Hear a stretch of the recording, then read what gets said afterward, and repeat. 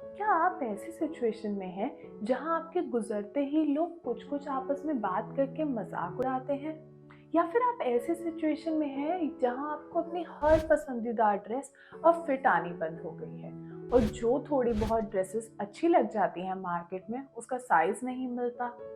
कहीं आप वो तो नहीं जो एक एक ग्राम गिनकर अपना खाना खा रहे हैं? मतलब कि मैं सही हूँ, आप भी स्थूलता, मोटापा या ओबेसिटी से डील कर रहे हैं, राइट? तो आप बिल्कुल सही जगह हैं। नमस्ते, मैं हूँ डॉक्टर अनुसुईया गोहिल और आज इस पावन ऐप पर आपका स्वागत करती हूँ। आज मैं आपके साथ मिलकर इस प्रॉब्लम का सॉल्यूशन निकालूंगी और आपको बताऊंगी कि आप कैसे डील कर सकते हैं ओबेसिटी के साथ। अगर आप थोड़े से भी ओबेस हैं या फॉर दैट मैटर थोड़े से ओवरवेट ही हो गए हैं, तो एक चीज़ तो आपको रोज सुनने को मिलती होगी कि खाया कम करो या फिर एक्सरसाइज करो, ऐसे बैठे क्यों रहते हो, तुम तो बहुत ही फ्लफी हो, चबी हो, गोलू हो, मोटू हो। And I know how irritating it can be, but हम ये भी नहीं कह सकते कि कम खाना और एक्सरसाइज करना ओबेसिटी का सॉल्यूशन नहीं है।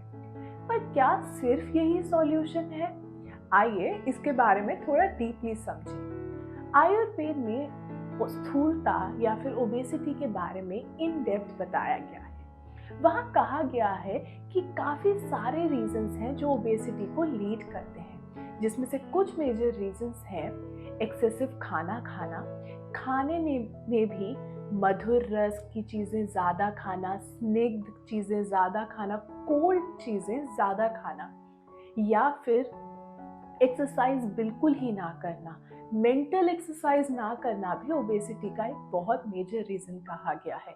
इसके अलावा उन्होंने कहा है कि बीज दोष भी ओबेसिटी का एक कारण है। बीज दोष का मतलब है जेनेटिकली भी कई लोग थोड़े से ओवरवेट या ओबीस हो सकते हैं या उनकी फैमिली लीनेज में ही ओबेसिटी चल सकती है। तो इस सब का अब सॉल्यूशन क्या है?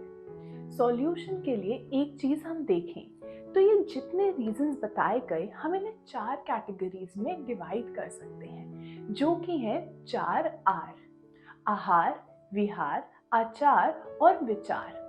अब आयुर्वेद एक बहुत अच्छी चीज कहता है। उसका कहना है कि किसी भी रोग को ठीक करने के लिए हमें निदान परिवर्जन की जरूरत है। दैट मीन्स निदान मतलब कि कारण का परिवर्जन करना, मतलब कि जो जो चीजें डिजीज कॉज कर रही हैं उनको कर देना, छोड़ देना एक बहुत ही अच्छा ट्रीटमेंट का जरिया हो सकता है। और हर रोग के लिए निदान परिवर्जन करना तो आवश्यक है ही। ना तो अगर कोई रोग बाकी ट्रीटमेंट से ठीक भी हो जाएगा तो उसका फिर से फ्यूचर में आने के चांसेस बहुत ज्यादा है। अब इसे करें तो करें कैसे? आसान है, मैं आपको बताऊंगी कि कैसे करना है। तो हमें बेसिकली ओबेसिटी में जितनी भी चीजें लीड कर रही हैं उन्हें धीरे धीरे एक अच्छी लाइफस्टाइल हैबिट में मॉडिफाई करना है। आज मैं आपको एक छोटा सा टास्क देना चाहूंगी। आज आप घर जाइए और एक पेपर पे 5 से 6 ऐसे थॉट्स लिखिए जो आप में बहुत ज्यादा एंजाइटी पैदा करते हैं। वो कोई सिचुएशन हो सकती है, या फिर वो कुछ लोगों की कुछ बातें हो सकती है, या फिर वो कुछ लोग भी हो सकते हैं जो आप में एंजाइटी पैदा कर रहे हो। अक्सर ऐसा होता है कि कुछ लोगों को कन्फ्रंट करने के थॉट से या उनसे मिलने से ही हम बहुत एंग्शियस हो जाते हैं। कुछ सिचुएशंस ऐसी रहती हैं जिसे हैंडल हम नहीं कर पाते और हमारी एंजाइटी बहुत बढ़ जाती है। कई बार कुछ ऐसी बातें होती हैं पास्ट की या फ्यूचर की लेके जिन्हें हम एंग्शियस हो जाते हैं। तो ये सब आता है विचार में।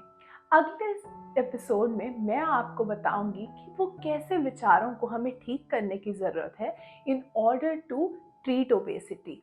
ओबेसिटी आज की डेट में एक बहुत ही मेजर डिजीज है, तो इसे लाइटली नहीं लिया जा सकता। बट हाँ, क्योंकि हमारे पास आयुर्वेद का इतना ज्ञान है तो हम जरूर इसे ठीक कर सकते हैं। तो आप जुड़े रहिए पावन ऐप पर, मैं आपको मिलूंगी अगले एपिसोड।